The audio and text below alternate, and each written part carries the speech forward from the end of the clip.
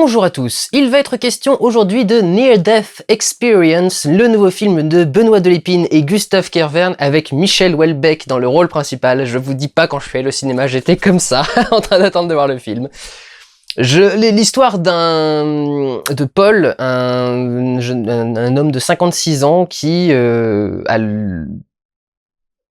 milieu de sa vie, dirons-nous, est pris d'une certaine mélancolie et d'un certain désespoir et alors qu'il dit à sa famille qu'il va se promener en vélo pendant 1 heure, décide de partir, mettre fin à ses jours en fait, dans les montagnes non loin qui sont à côté de chez lui.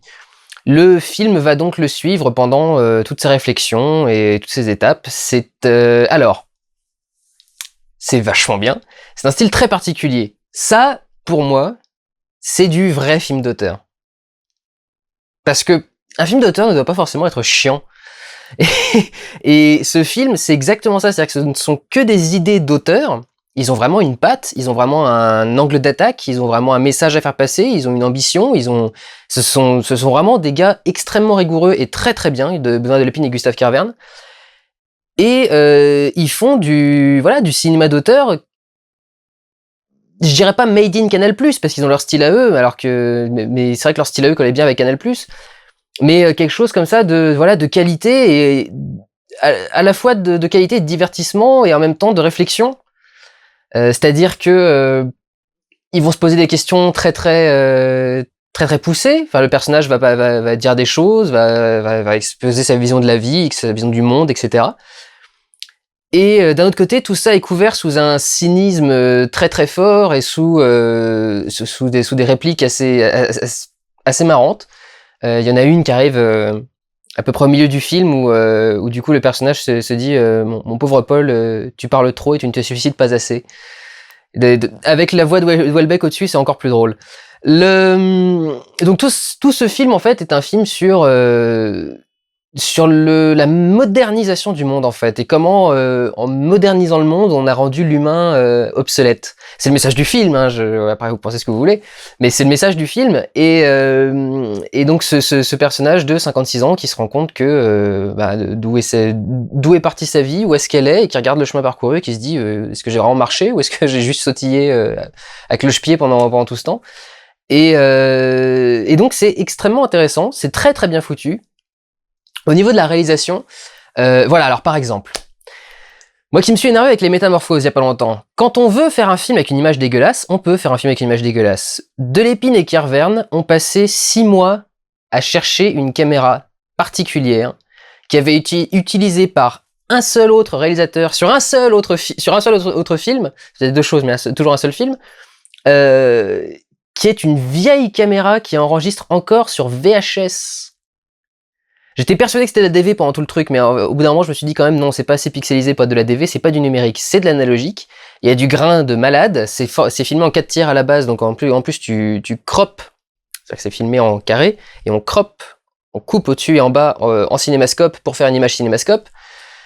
Donc imaginez la définition du truc, mais ça rend super bien. C'est vrai que c'est une caméra qui a une définition extrêmement subtile, qui a un truc vachement intéressant, qui a une profondeur de champ toujours assez intéressante aussi, parce qu'ils en jouent pas mal, mais qui en même temps effectivement a une définition qui est complètement pourrie, qui est une définition de l'ancienne époque, une définition qui devait être, je sais pas moi, ça doit être du 720 par 540 ou un truc dans ce genre-là. C'est une toute petite résolution analogique avec une bande magnétique de cassette, et effectivement ça donne tout son cachet au film, ça marche vachement bien. Il y a ce côté inadapté, en même temps ce côté cynique et un peu trash qu'ont toujours les 2 auteurs. Il y a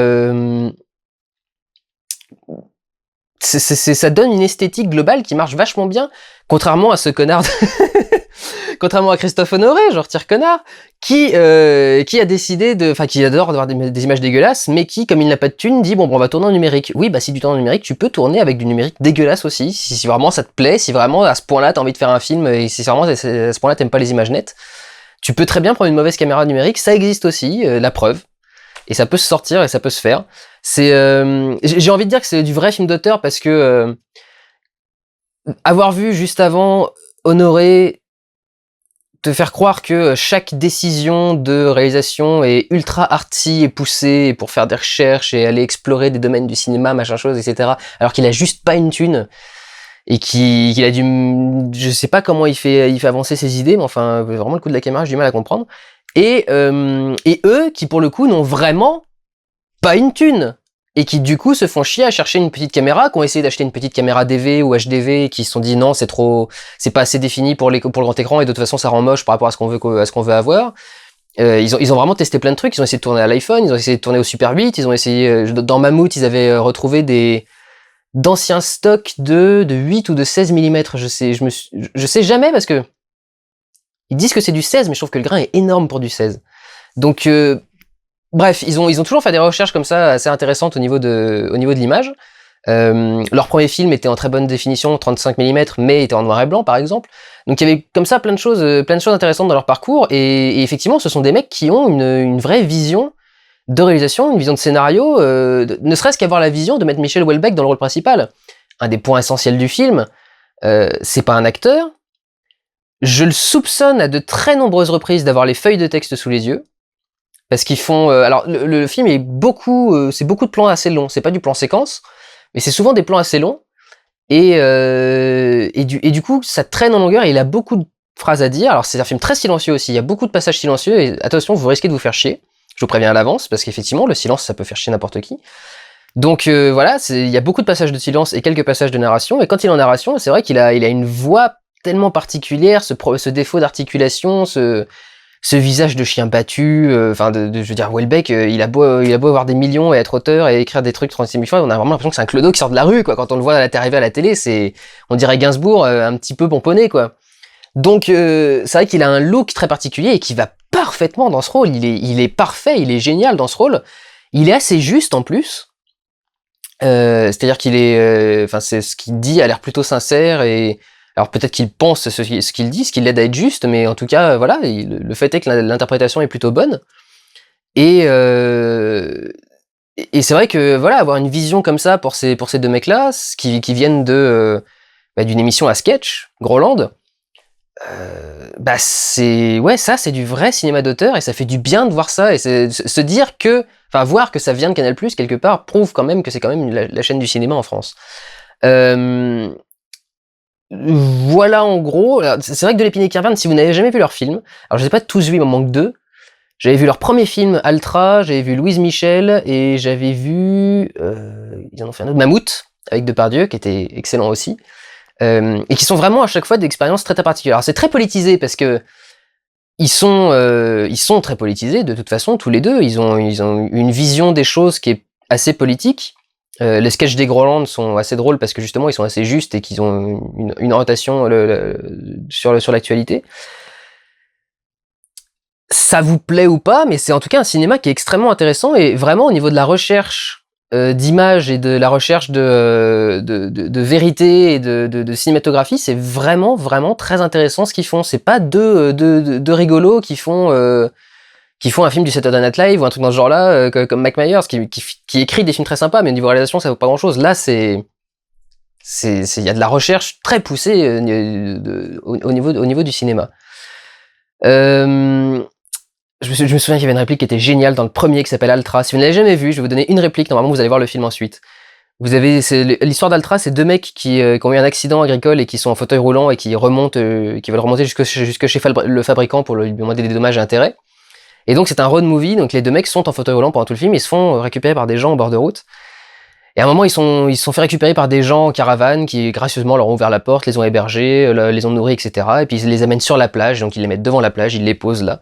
Et ils sont tous les deux posés devant l'océan, et il y en a un qui fait « Ah, les gens sont gentils. » Ouais.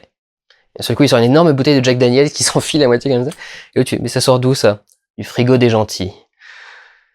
J'adore cette... Je sais pas, ce côté clinquant, c'est cynique, pas que le clinquant, claquant. C'est ce côté claque, quoi, ce côté pince, pète sec et... Oh, bref, voilà. J'adore la façon dont Delépine et Kervern maltraitent plus ou moins leurs spectateurs, traitent leurs films pour avoir ce côté